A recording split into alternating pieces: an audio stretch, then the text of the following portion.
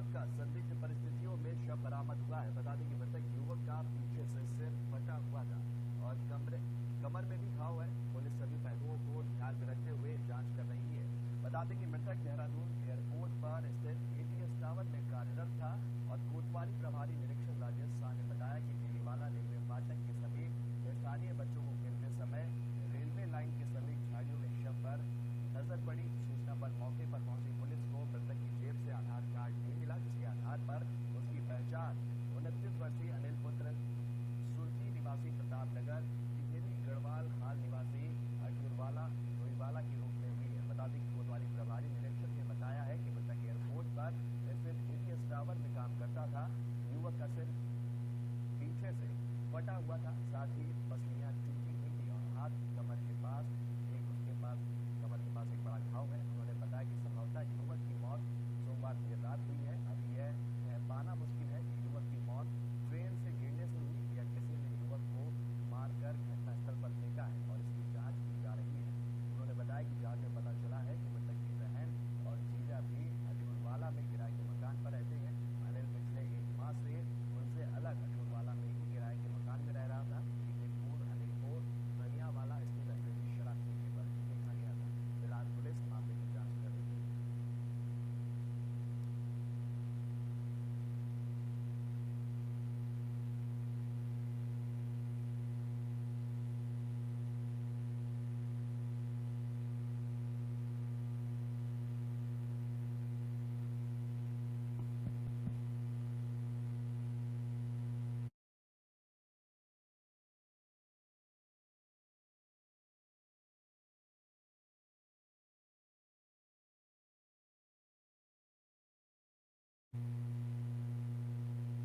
प्रदेश सरकार ने उत्तराखंड राज्य लोक सेवा आयोग और अधीनस्थ सेवा चयन आयोग की कुल 7 भर्ती परीक्षाओं की जांच हाईकोर्ट के सिटिंग जज की निगरानी में कराने का फैसला लिया है। बता दें कि सरकार के इस फैसले को उत्तराखंड कांग्रेस ने अधूरा और देर से लिया गया फैसला बताया है। कांग्रेस प्रदेश अध्यक्ष करण महारा ने इस पर सवाल भी खड़े किए हैं। उनका कहना है कि सरकार का यह फैसला देर से लिया गया फैसला है और अधूरा फैसला है। उनका कहना है कि संभवतः गवाहों को डरा धमकाकर या किसी दूसरे तरीके से गवाहों को गवाही को प्रभावित किया जा सकता है और ऐसे में सरकार को हाईकोर्ट के सिटिंग जज की निगरानी में सीबीआई जांच करानी चाहिए। मामले को लेकर अपर मुख्य सचिव ने महानिबंधक हाईकोर्ट को इस संबंध में पत्र भी लिखा है।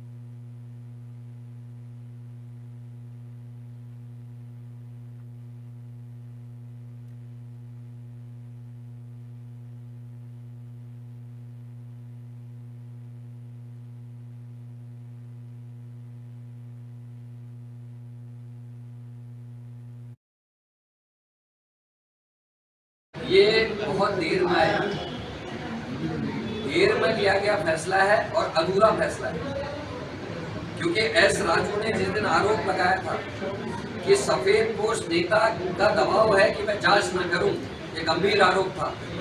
उसके बाद पटवारी पेपर लीक हो गया, लड़कों पर लाठीचार्ज हो गया, ओपन के अपराध के 2 अधिकारी पकड़े गए और स्टेट एजेंसी की पोल खुल गई कि जब हाकम सिंह की जमानत हो गई, मुख्य आरोपी की जमानत हो गई, 25 से ज्यादा लोगों की जमानत हो गई, हम स्टेट एजेंसीज पे कैसे भरोसा कर लें। मुख्यमंत्री ने फैसला किया कि हाईकोर्ट के सिटिंग जज की अध्यक्षता पर जांच होगी, लेकिन जांच एजेंसी कौन होगी? हम नहीं चाहते स्टेट की जांच एजेंसी हो, क्योंकि स्टेट के सफेद पोस्ट नेता का नाम अभी तक बाहर नहीं आया है और अब तक मुझे लगता है कि कागजातों के साथ काफी लंबी छेड़छाड़ हो चुकी होगी। व्यापक इस देश ने देखा है, 47 गवाह गायब है, पता नहीं है, ये बहुत देर में आया। बढ़ते अगली खबर की तरफ। उत्तराखंड के जोशीमठ में पड़ रही दरारों के दर्द को लेकर नगर के 2 युवाओं ने राजधानी देहरादून तक पैदल मार्च करने का मन बनाया है। ये युवा 1 मार्च को जोशीमठ से प्रदेश की राजधानी देहरादून के लिए पैदल रवाना होंगे। देहरादून तक पैदल मार्च का मन बना चुके सचिन रावत और आयुष गिंडी कहते हैं कि वह अपनी इस 300 किलोमीटर की पैदल यात्रा को लगभग 12 दिनों में तय करेंगे और एक दिन में लगभग 25 से 30 किलोमीटर तक दूरी तय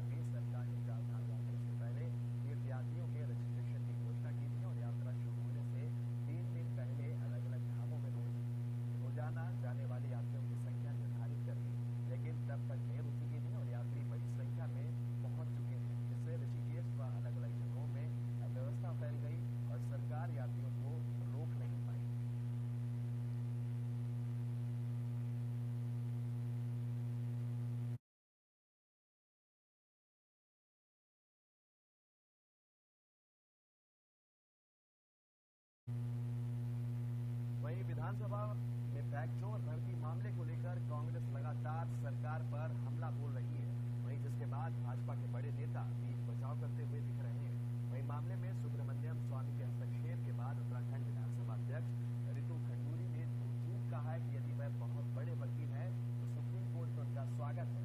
विधानसभा में बैकडोर भर्ती मामले में विधानसभा अध्यक्ष द्वारा कड़ा फैसला करते हुए बर्खास्त किए गए 228 कर्मचारियों को लेकर लगातार राजनीति जारी है। वहीं भाजपा नेता सुब्रमण्यम स्वामी ने इस मामले में रुचि दिखाते हुए विधानसभा से बर्खास्त किए गए कर्मचारियों की तरफ से लड़ने की घोषणा की है। उन्होंने इस मामले पर देश के सर्वोच्च न्यायालय में जाने की भी घोषणा की है। वहीं सुब्रमण्यम स्वामी ने बर्खास्त कर्मचारियों की तरफ से आने पर विधानसभा अध्यक्ष रितु खंडूरी ने अपनी प्रतिक्रिया भी दी। वो बधाई है उनको, हम कहते हैं आप शुभकामनाएं हैं, आप जरूर जाइए। सब जुडिस मामला है इसलिए मुझे उसमें बहुत ज़्यादा कुछ कहना नहीं है और ऑलरेडी सुप्रीम कोर्ट में मामला गया था और अगर बहुत वरिष्ठ वकील हैं उन्हें लगता है कि उन्हें जाना है तो मैं उनको शुभकामनाएं देती हूँ। विपक्षी दल जो है वो ये थी क्योंकि हरीश रावत जी के नेतृत्व में कई कांग्रेसी नेता आपके पास पहुंचे थे। जी, मैं जो आपके सामने बोल रही हूँ मैंने वो यही बात वहाँ भी कही है कि हमें इसको देखना होगा। वो कह रहे थे कि हमें इन्हें वापस लेना चाहिए। मैंने इस बात को कहा मुझे कोई आपत्ति नहीं है, मेरा कोई 228 के साथ कोई झगड़ा नहीं है। ये एक नियम और कानून के तहत ये कार्य हुआ है। मुझे किसी से कोई प्रॉब्लम थोड़ी है, लेकिन हमें अगर सोचना है तो 228 के अलावा इसमें 8 लाख से ऊपर युवा उत्तराखंड में है। क्या हमने नियम कानून फॉलो किए या नहीं किए, इन चीज़ों को देखते हुए ये निर्णय लिया गया। और मुझे लगता है कि जो उस वक्त मैंने निर्णय लिया उसमें मैंने सही निर्णय लिया। तो वो बधाई है। पौड़ी में भीषण सड़क हादसा हो गया है। बताया जा रहा है कि गढ़वाल के कोतवाली श्रीनगर की जैम साइट पर बस और ट्रक में टक्कर हो गई। हादसे में चालक सहित 2 लोग गंभीर रूप से घायल हो गए हैं, जिनको इलाज के लिए अस्पताल में भर्ती कराया गया है।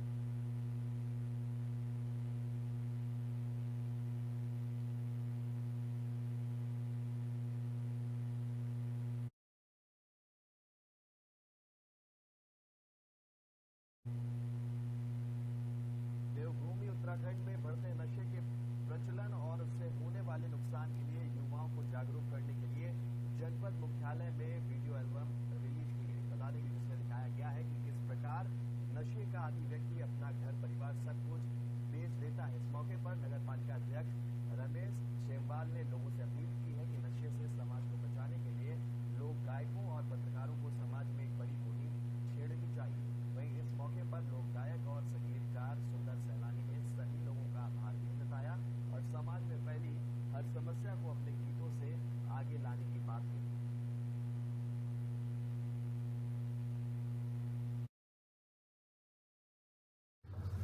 मैं बहुत बहुत बधाई देना चाहता हूँ सुंदर सैलानी जी को और उनकी टीम को कि आपने बहुत जो सामाजिक बुराई एक मद्य निषेध पे एक बहुत बढ़िया गीत बनाया निपे दारू।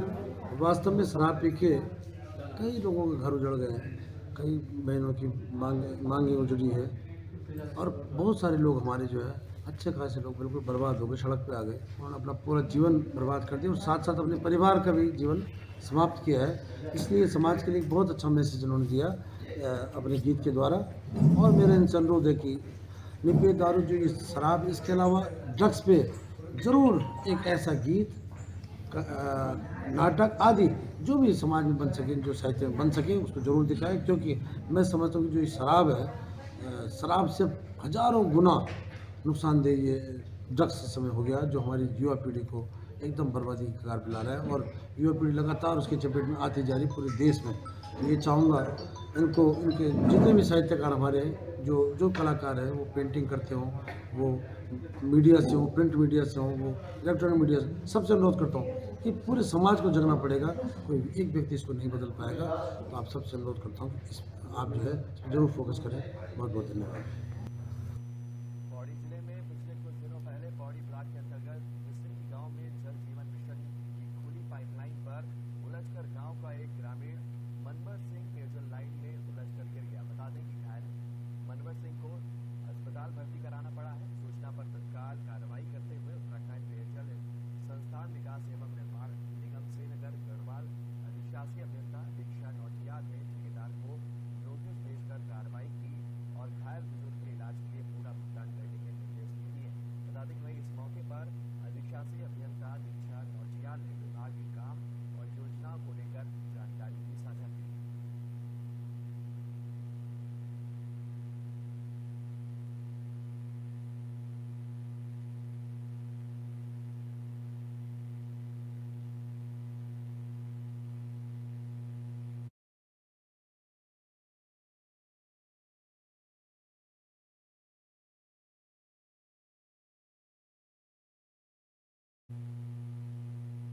और बढ़ते हैं अगली खबर की तरफ। बिजली चोरी के मुद्दे पर उत्तराखंड पावर कॉर्पोरेशन की तरफ से कार्रवाई शुरू हो गई है और इसी के तहत यूपीपीसीएल ने उपभोक्ताओं की शिकायत पर औचक निरीक्षण के दौरान एक उपभोक्ता को बिजली चोरी करते हुए रंगे हाथों में पकड़ा। यूपीसीएल की ओर से बिजली चोरी रोकने को लेकर इस समय लगातार कवायद तेज हो चुकी है। यूपीसीएल का कहना है कि प्रदेश में ऊर्जा की खपत ज्यादा है और उसके सापेक्ष उत्पादन कम होने की वजह से यूपीसीएल लगातार ऐसे उपभोक्ताओं पर कार्रवाई कर रहा है जो बिजली चोरी में संलिप्त है। यूपीसीएल की अधिशासी अभियंता पूजा रानी ने कहा कि उपभोक्ताओं के द्वारा मिली शिकायत पर कार्रवाई की गई है। नहीं, आपने नहीं पकड़ना। ठीक है, रोल है। मैम, आज बिजली विभाग द्वारा एक कार्रवाई की गई है बिजली चोरी के उसमें, किस तरह से देखते और क्या कार्रवाई की गई थी और किस तरह से बिजली चोरी कर रहे थे?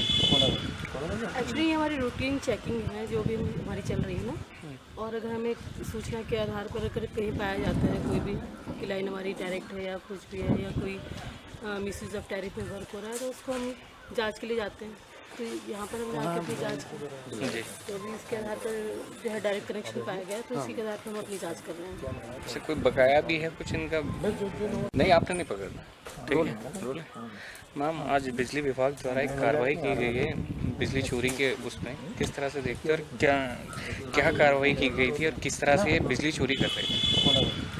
एक्चुअली ये हमारी रूटीन चेकिंग है जो भी हमारी चल रही है ना, और अगर हमें सूचना के आधार पर अगर कहीं पाया जाता है कोई भी कि लाइन हमारी डायरेक्ट है या कुछ भी है या कोई मिसयूज़ ऑफ टैरिफ में वर्क हो रहा है तो उसको हम जांच के लिए जाते हैं।